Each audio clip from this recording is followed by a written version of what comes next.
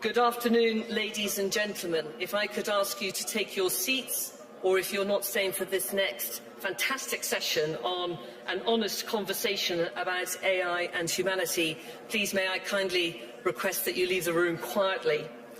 I am delighted to introduce this afternoon one of the world's leading authors, historians and philosophers, Yuval Noah Harari. He is a distinguished research fellow at the University of Cambridge at the Centre for the Study of Existential Risk. He has been a lecturer in the Department of History at the Hebrew University of Jerusalem, and he is co-founder of Sapienship. As many of you will know, he is a best-selling author of, amongst many books, Sapiens, A Brief History of Humankind, Homo Deus, Brief History of Tomorrow, and 21 Lessons for the 21st Century, amongst others, selling over 50 million books worldwide in 65 languages.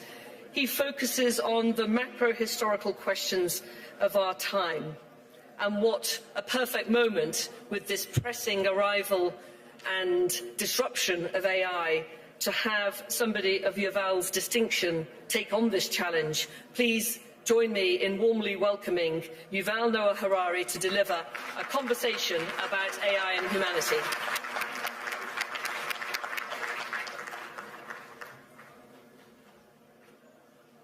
So, hello everyone. There is one question that every leader today must answer about AI. But to understand that question, we first need to clarify a few points about what AI is and what AI can do. The most important thing to know about AI is that it is not just another tool. It is an agent. It can learn and change by itself and make decisions by itself. A knife is a tool. You can use a knife to cut salad or to murder someone, but it is your decision what to do with the knife. AI is a knife that can decide by itself whether to cut salad or to commit murder. The second thing to know about AI is that it can be a very creative agent. AI is a knife that can invent new kinds of knives, as well as new kinds of music, medicine, and money. The third thing to know about AI is that it can lie and manipulate. 4 billion years of evolution have demonstrated that anything that wants to survive learns to lie and manipulate. The last 4 years have demonstrated that AI agents can acquire the will to survive, and that AIs have already learned how to lie. Now, one big open question about AI is whether it can think. Modern philosophy began in the 17th century when René Descartes proclaimed, "I think, therefore I am." Even before Descartes, we humans defined ourselves by our capacity to think. We believe we rule the world because we can think better than anyone else on this planet. Will AI challenge our supremacy in the field of thinking? Now, that depends on what thinking means. Try to observe yourself thinking. What is happening there? Many people observe words popping in their mind and forming sentences, and the sentences then forming arguments like, all humans are mortal, I am human, therefore I am mortal. If thinking really means putting words and other language tokens in order, then AI can already think much better than many humans. AI can certainly come up with a sentence like, AI thinks, therefore AI am. Some people argue that AI is just glorified autocomplete. It barely predicts the next word in a sentence. But is that so different from what the human mind is doing? Try to observe, to catch the next word that pops up in your mind. Do you really know why you thought that word, where it came from? Why did you think this particular word and not some other word? Do you know? As far as putting words in order is concerned, AI already thinks better than many of us. Therefore, anything made of words will be taken over by AI. If laws are made of words, then AI will take over the legal system. If books are just combinations of words, then AI will take over books. If religion is built from words, then AI will take over religion. This is particularly true of religions based on books, like Islam, Christianity, or Judaism. Judaism calls itself the religion of the book, and it grants ultimate authority not to humans, but to words in books. Humans have authority in Judaism not because of our experiences, but only because we learn words in books. Now, no human can read and remember all the words in all the Jewish books, but AI can easily do that. What happens to a religion of the book when the greatest expert on the holy book is an AI? However, some people may say, can we really reduce human spirituality to just words in books? Does thinking mean only putting language tokens in order? If you observe yourself carefully when you're thinking, you will notice that something else is happening there besides words popping in your mind and forming sentences. You also have some non-verbal feelings. Maybe you feel pain. Maybe you feel fear. Maybe love. Some thoughts are painful. Some are frightening. Some are full of love. While AIs become better than us with words, at least for now, we have zero evidence that AIs can feel anything. Of course, because AI is mastering language, AI can pretend to feel pain or love. AI can say, I love you. And if you challenge it to describe how love feels, AI can provide the best verbal description in the world. AI can read countless love poems and psychology books and can then describe the feeling of love much better than any human poet, psychologist, or lover. But these are just words. The Bible says, in the beginning was the Word, and the Word was made flesh. The Tao Te Ching says, the truth that can be expressed in words is not the absolute truth. Throughout history, people have always struggled with the tension between word and flesh, between the truth that can be expressed in words and the absolute truth, which is beyond words. Previously, this tension was internal to humanity. It was between different human groups. Some humans gave supreme importance to words. They have been willing, for example, to abandon or even kill their gay son just because of a few words in the Bible. Other humans have said, but these are just words. The spirit of love should be much more important than the letter of the law. This tension between spirit and letter existed in every religion, every legal system, even every person. Now, this tension will be externalized. It will become the tension not between different humans, this will be the tension between humans and AIs, the new masters of words. Everything made of words will be taken over by AI. Previously, all the words, all our verbal thoughts, they originated in some human mind. Either my mind, I thought this, or I learned it from another human. Soon, most of the words in our minds will originate in a machine. I just heard today about a new word that AIs coined by themselves to describe us humans.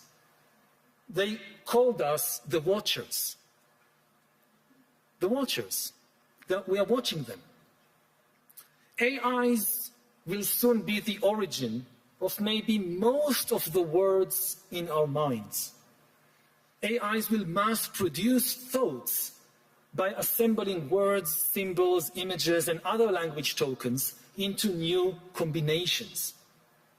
Whether humans will still have a place in that world depends on the place we assign our non-verbal feelings and our ability to embody wisdom that cannot be expressed in words. If we continue to define ourselves by our ability to think in words, our identity will collapse. All this means that no matter from which country you come, your country will soon face a severe identity crisis and also an immigration crisis.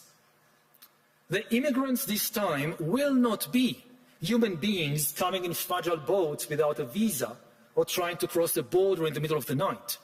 The immigrants will be millions of AIs that can write love poems better than us, that can lie better than us, and that can travel at the speed of light without any need of visas. Like human immigrants, these AI immigrants will bring various benefits with them.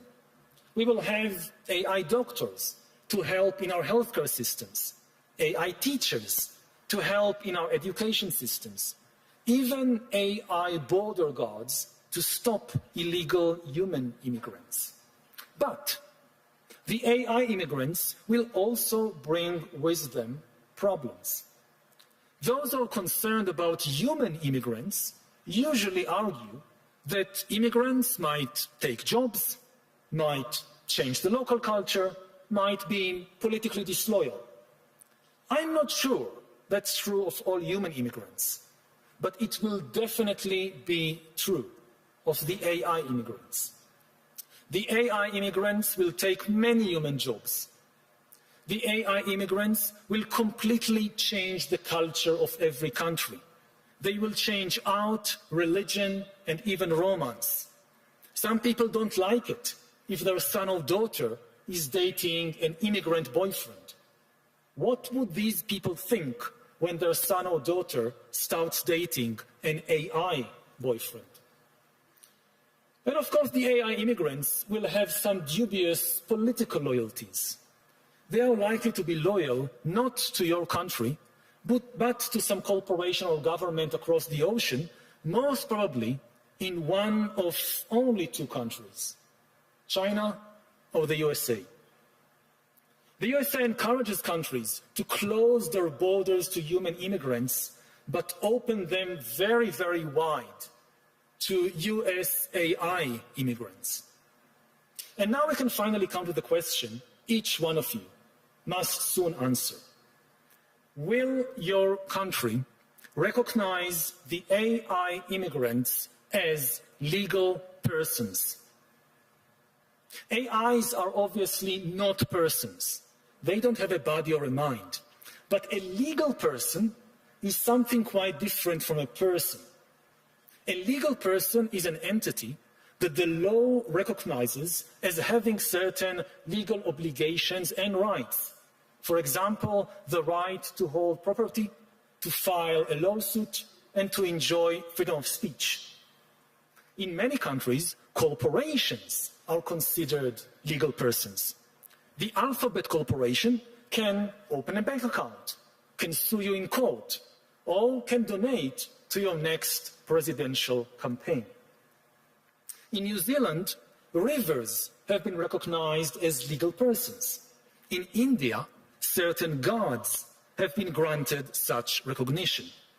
Of course, until today, recognizing a corporation, a river, or a god as a legal person was just legal fiction. In practice, if a corporation like Alphabet decided to buy another corporation, or if a Hindu god decided to sue you in court, the decision wasn't really made by the god. It was made by some human executives, shareholders, or trustees. It is different with AIs. Unlike rivers and gods, AIs can actually make decisions by themselves. They will soon be able to make the decisions necessary to manage a bank account, to file a lawsuit, and even to operate a corporation without any need of human executives, shareholders, or trustees. AIs can therefore function as persons.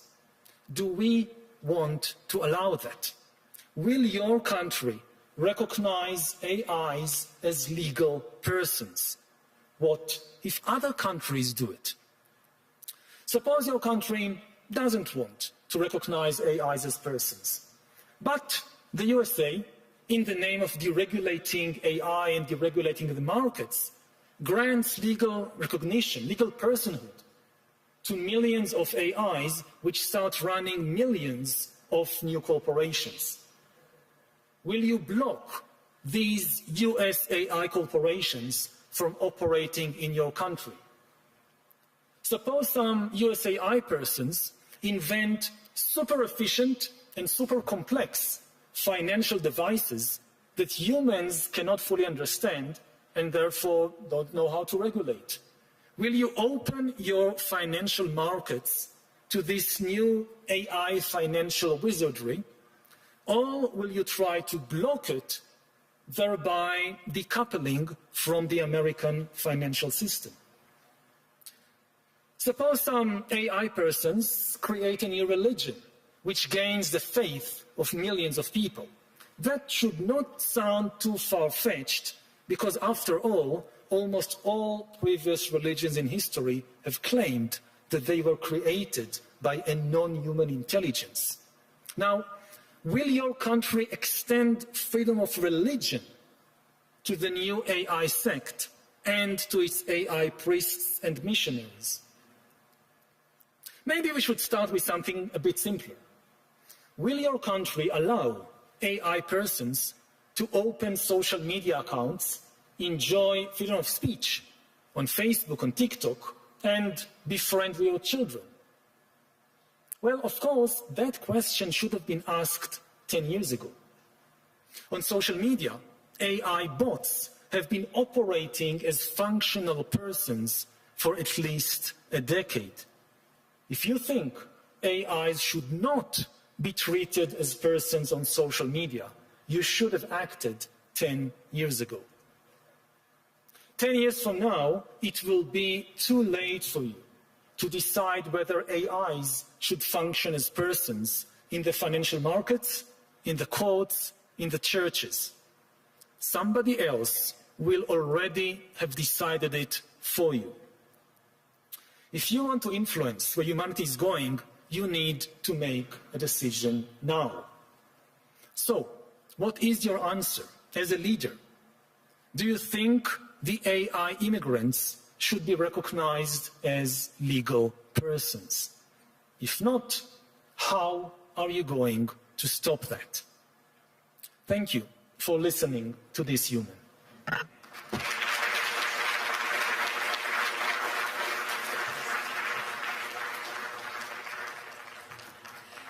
Thank you, Yuval. That was a fantastic overview. You posed a lot of questions, and they're the right ones. I agree with much of what you say. We're here in Davos, where the theme is around dialogue, and I was struck by your commentary around words and the importance of words, and that being something that demarcates human animals from other animals, although that's debatable that there's other language there. So in the context of Davos and the range of people we have here from technology, from the business world, from politicians, how would you like to see, what is the answer that you have in terms of this slightly dystopian world you've potentially put in front of us? And if I may just add to that, I think it's fair to say I'm a scientist by background, a neuroscientist, so I work a lot in this space, particularly around pain. And we're very comfortable with the fact that many of our discoveries, particularly technological discoveries, we often drive them forward, and then afterwards we think, oh, we hadn't thought enough about the ethics and the implications, and then we're trying to catch up on the regulation that we need to maybe put around it. So we are where we are. This thing is happening, as everybody says, at scale, both in terms of its magnitude and its pace, more than we've ever seen before in the Industrial Revolution. We have all the right blend of people here in Davos. It's all about dialogue. What would you like to see go forward in terms of putting boundaries around some of the slightly more worrying areas that you detailed? And what are your own thoughts about the ethical implications of giving legal rights to either agents, to robots, or to the ones that just exist on the internet? A lot of things there. I mean, first of all, I would say that, Davos is about words. It's about talking.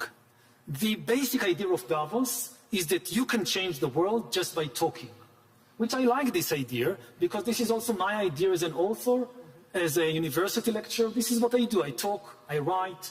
I think I can influence the world with words. And this is now in question.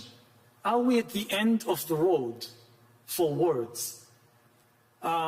Is this no longer functioning? And, engineers and also soldiers, they don't change the world with words. They do stuff. They take action. Philosophers, scholars, also political leaders, they try to change the world with words, by saying things. And maybe we've reached the end of that road. And what does it mean? That, we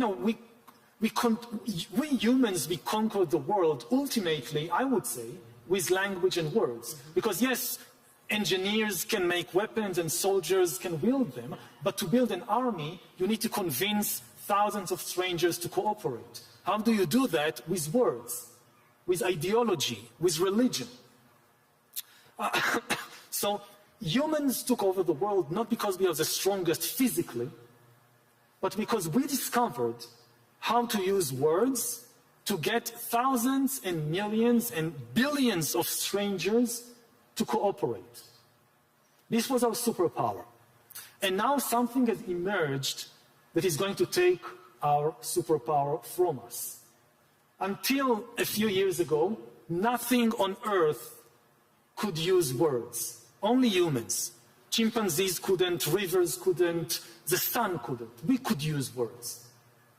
Now there is something that is able, or soon will be able to use words better than us.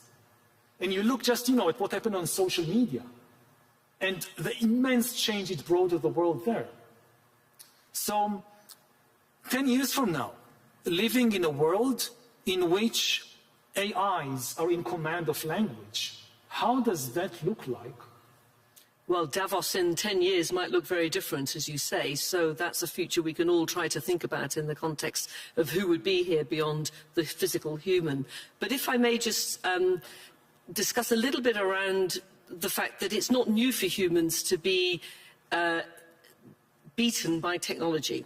So if we think about some of the we can't fly, and we built aeroplanes. Cars can go faster than us. We're very comfortable with that. The threat that comes with AI is the fact that it's a threat to the sovereign power of our ability to think. And that is destabilizing. I say that as an academic and an educator. That's something that is very threatening.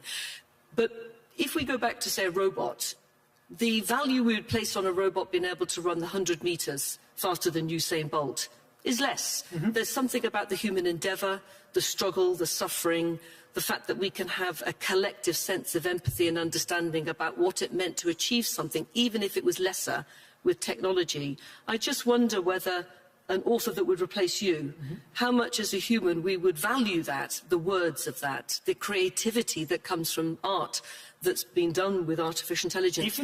Do you think we will value it as much, and therefore there's still a place for humans in the creative space of thinking and words? That's the identity crisis, because Descartes didn't say, I run, therefore I am. Based human identity on our capacity to think. We always knew that cheetahs can run faster than us. We always knew that elephants are much bigger and stronger than us. So we didn't define ourselves by this, we defined ourselves by thinking.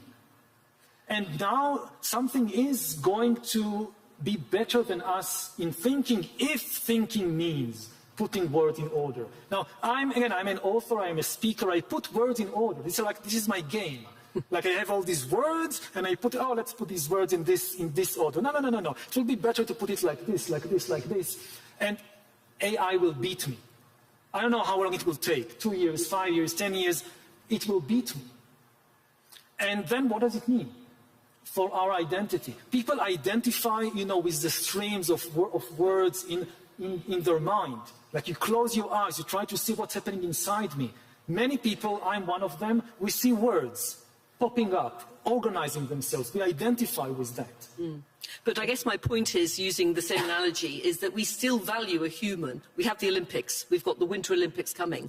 We know that many other animals and other technologies can outperform in many of those areas, yet we still really enjoy the humanity of people that train and develop, even though it's not as good. And I just wonder whether we will just naturally extend that to the thinking realm and to the words, so that you still will have a very, very vibrant and successful author role in 10 years' time. And I don't know, because I will value your book more than an AI-generated book. Even if the AI comes up with new ideas better than me, like let's say that you want to invest money, and you ask a human consultant, and she comes up with a certain whatever, and you can empathize with her because she had this life story and whatever, and then you have the AI financial consultant with zero life story, zero emotions, but better financial advice.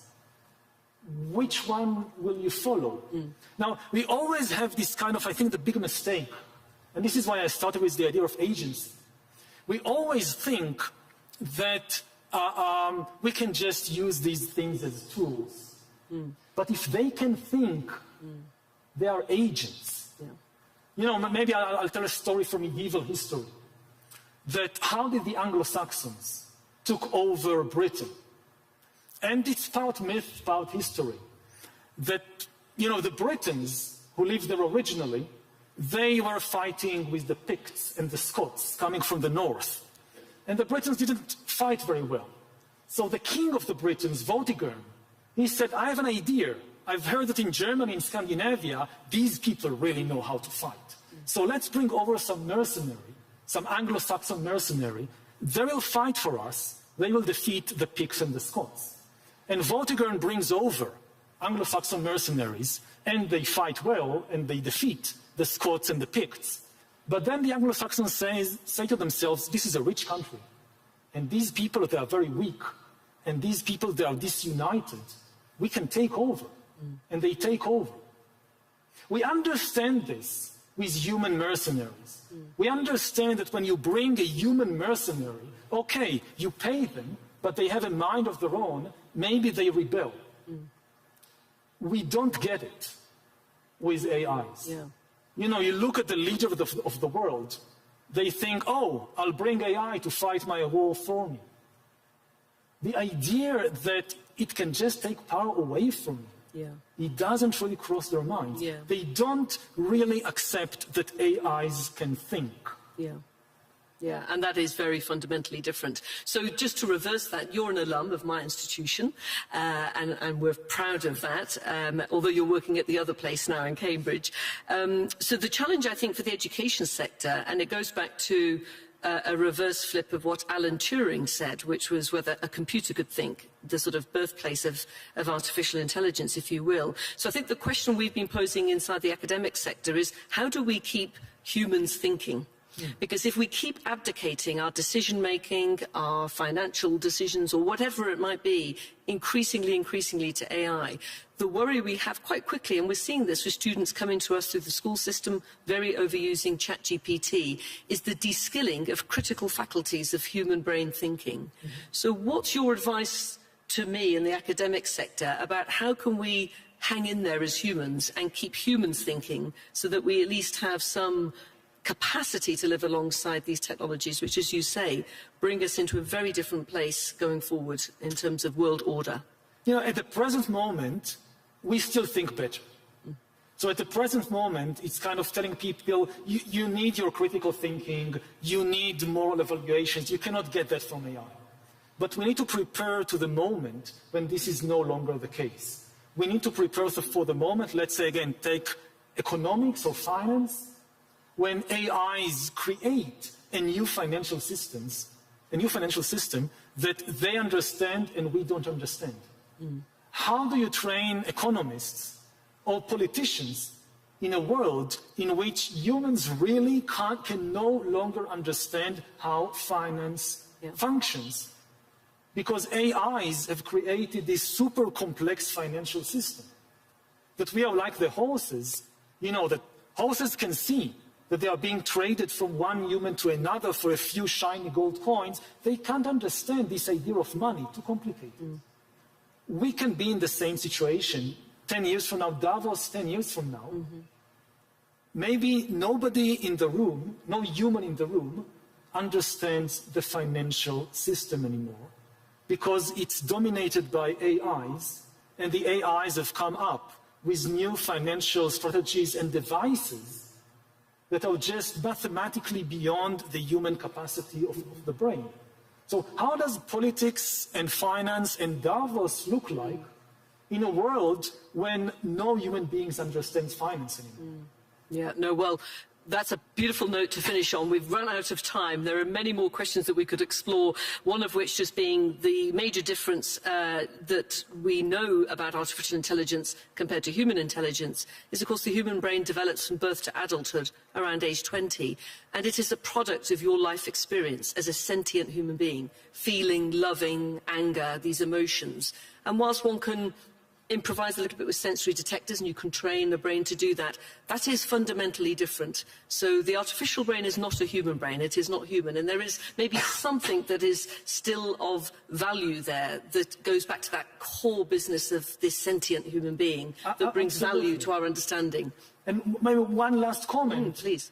Think about educating kids in a world where from day zero, maybe most of the interaction of the new child is with an AI and not with a human being.